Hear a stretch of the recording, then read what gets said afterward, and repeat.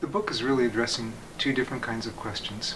The first question is a historical question, because some scholars say that, well, all these accounts of miracles in the Gospels and Acts must have arisen through legendary accretion, because they say we know that eyewitnesses never claim miracles. That question is very easily answered, because hundreds of millions of eyewitnesses do claim miracles. We have overwhelming evidence for that, so if anyone denies that, their head is in the sand.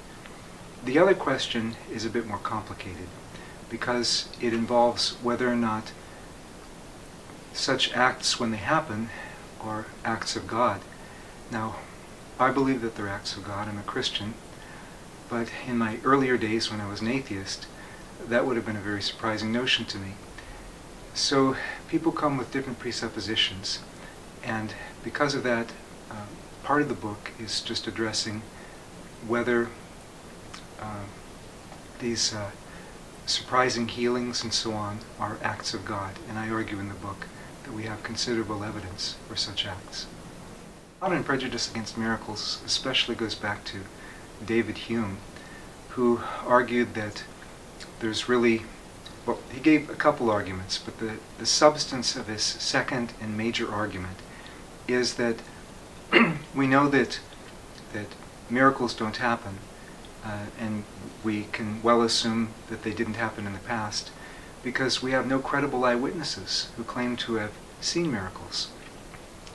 Now, what he did, what we call circular reasoning, Hume then excluded from being credible any eyewitnesses who came forward saying that they'd seen miracles.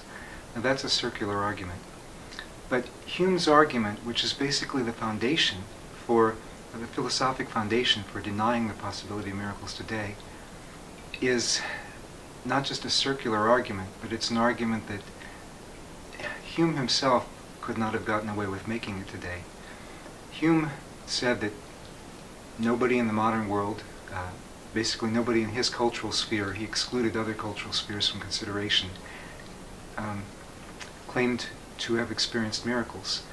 But today we have documentation showing that hundreds of millions of people claim to have seen miracles. Now you can say, well, maybe they're miracles, maybe they're not, but you can't use the uniform human experience to which Hume appealed to dismiss miracles, because clearly human experience on this issue is not uniform.